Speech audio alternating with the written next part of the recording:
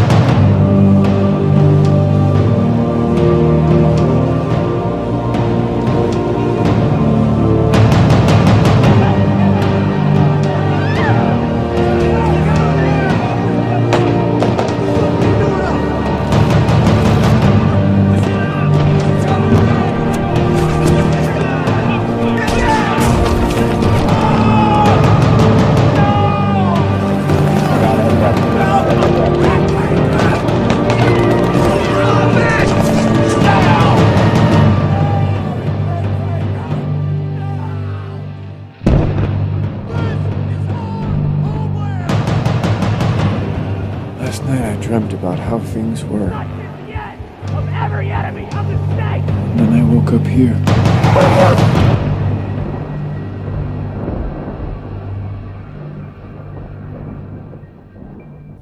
To be a revolutionary is to love your life enough to change it.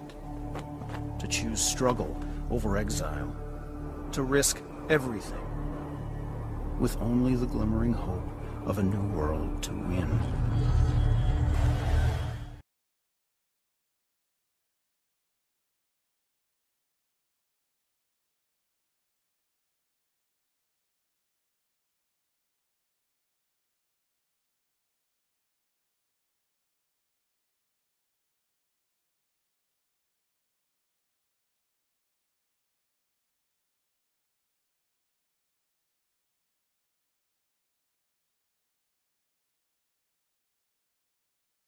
Just the stuff laying around the house to get this shot done. It'll probably show up toward the end of Great State: The Rise.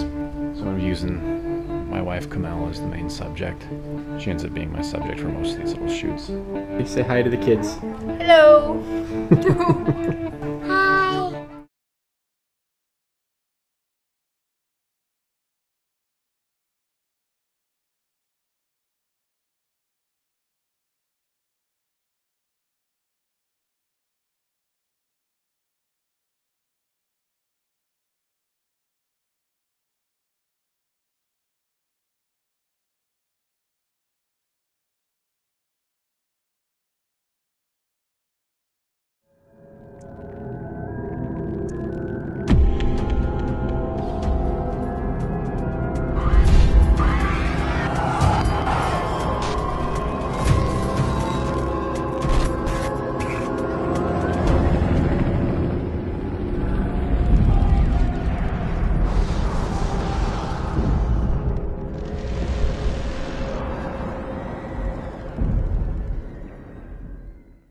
Most of the films are, entertainment, and I think this goes beyond entertainment to really have a message, and most of the films that I've probably worked in here in the Twin Cities have not taken that next step.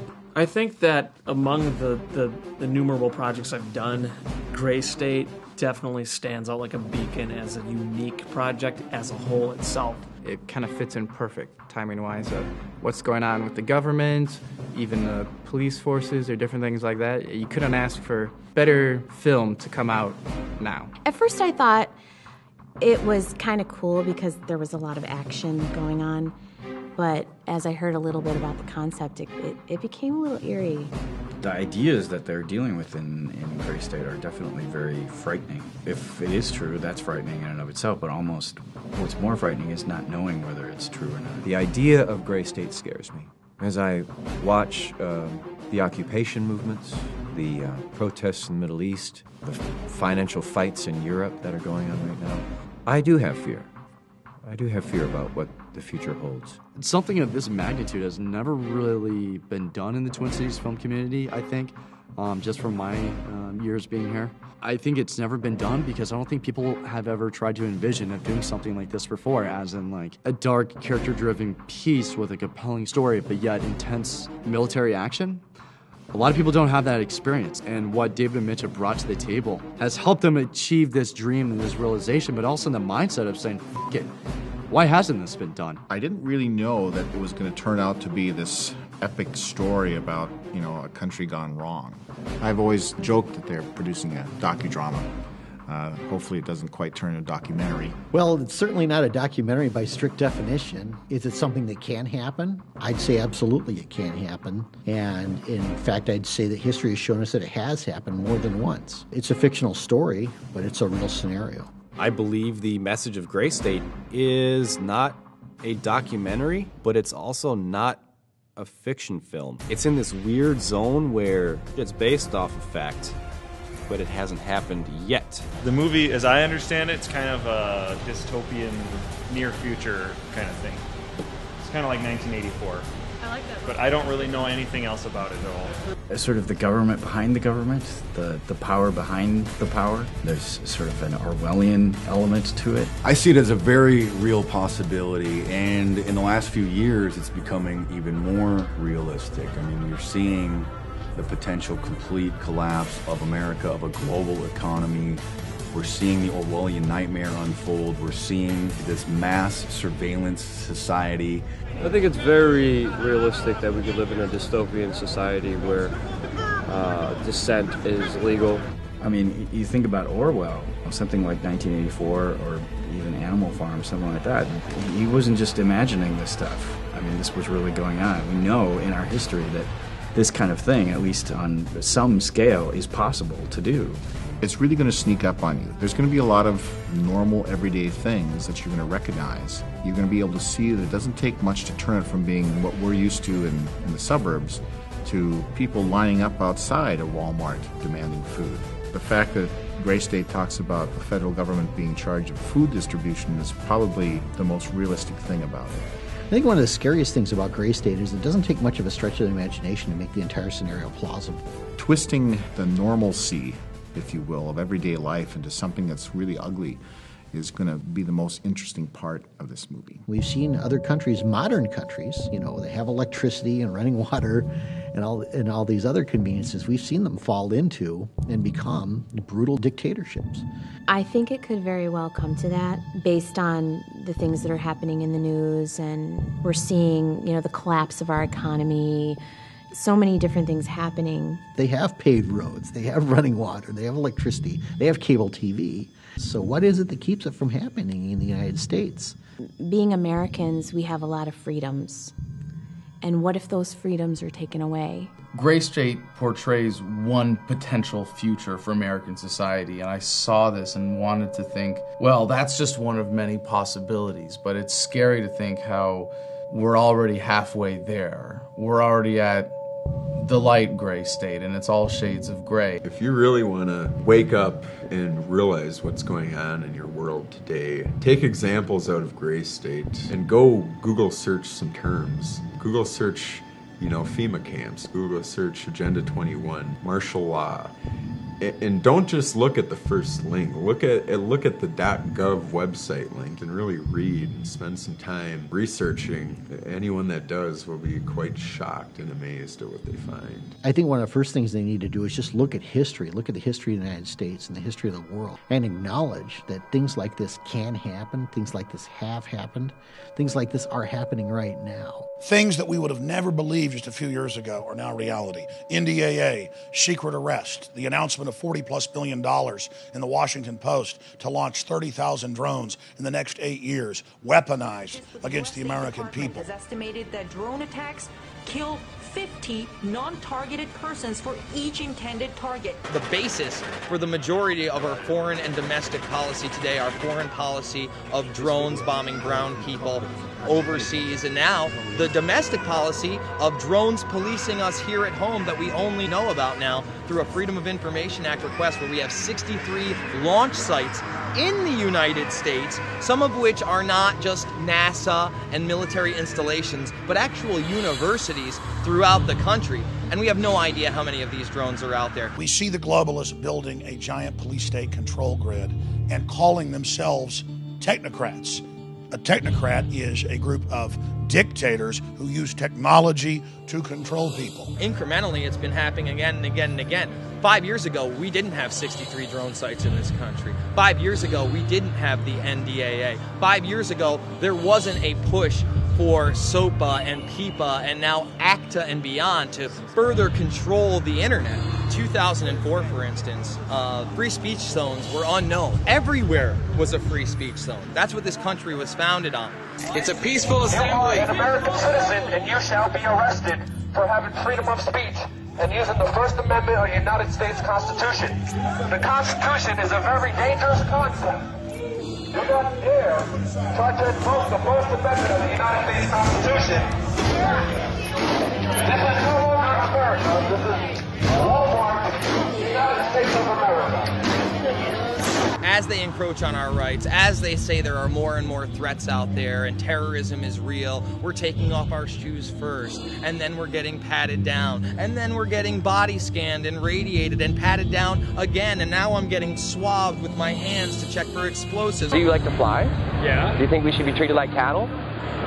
now, yeah. Yeah, I do. You do? Personally, I do. Do you think there's integrity in politics or integrity in banking? Wait, no, go back to that. Go back? You don't think that airport security is a good thing? You know what? They're not violating anybody's rights. They You are. don't have to fly if you don't want to. Every American, every person on United States soil or international soil can be deemed as a terrorist. If they have really any reason to want to detain you, they don't need to acknowledge your Fourth Amendment rights. It's what supported things like the Patriot Act and now the NDAA and the ever-encroaching police state. By order of the City of Pittsburgh Chief Police, I hereby declare this to be an unlawful assembly.